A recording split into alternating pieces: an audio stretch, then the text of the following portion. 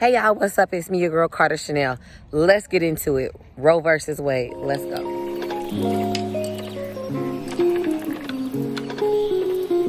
Hey y'all, look, listen to this, okay? Listen to me all the way to the end of this vlog, because not only whoever's watching this, not only are we beautiful, not only do we have body, not only do we have booty, so we are beautiful in all sense and every way.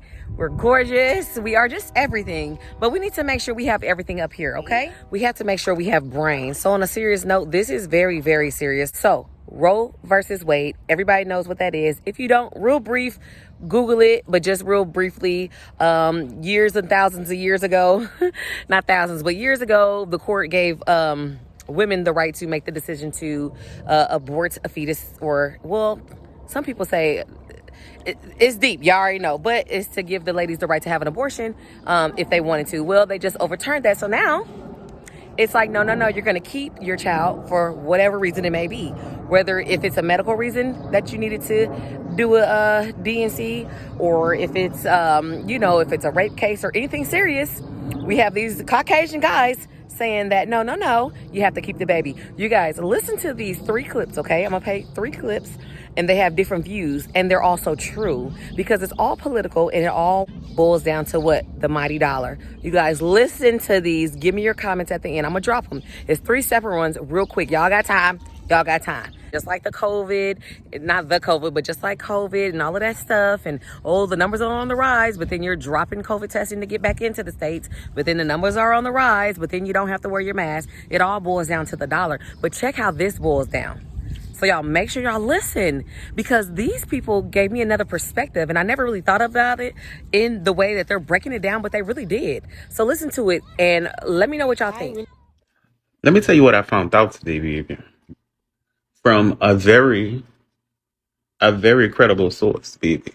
Do you know there's a shortage of white kids between the ages of 1 and 10 in the adoption agency, right? Then Russia banned American couples from adopting their kids. Remember back in the day, it was only 2 places really where people was adopting kids from. It was Russia, because it was white. And then it was China, because they thought their kids was going to be very smart, baby. That's none of my business. But now, the young white girls want swirls, baby. So they having kids of, and these white couples that can't have kids, they don't want them kind of kids. They want white kids for their white family. So, that's why they want to abolish abortions, baby. Because if you abolish the abortions, the girls have to have the babies. Then they don't want the babies, so they give the babies up for adoption. This is weird. This is very weird to me.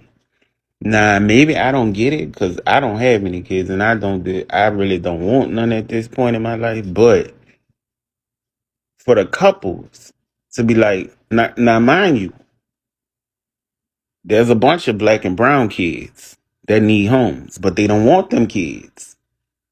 They want white kids for their white families. So, what they do, they send their women up there to do them white tear things, They can't have one, they need one.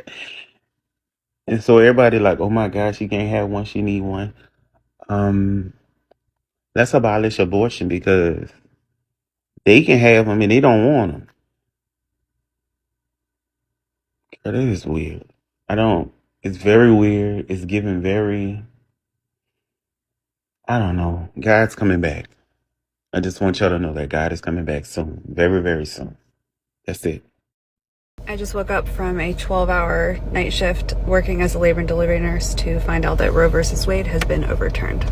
And I am not ready to be a labor and delivery nurse in a world post Roe versus Wade.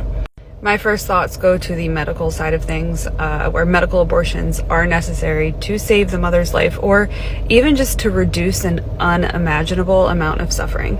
Ectopic pregnancies are the first one that comes to pretty much everyone's mind, but I can't help but think about the women who are going to be forced to carry their baby who is non-viable with life all the way to term, just to deliver a baby and watch it die.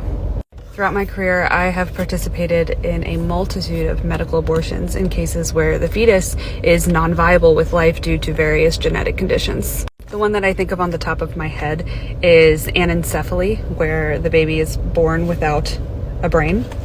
And in these cases, it's healthier for the fetus to be terminated early.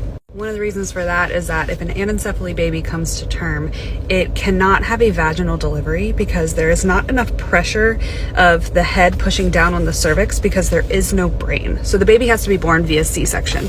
And a C-section is a major surgery. There's higher risk of hemorrhage, infection, damage to surrounding organs, etc.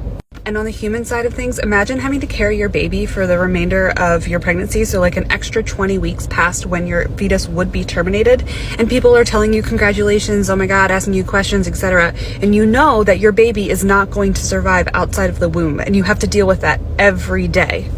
The loss of a baby at any gestation is a horrible thing that no one should have to deal with, but imagine having to field all of those questions for the extent of your pregnancy with the knowledge that you have, knowing that your baby will not survive.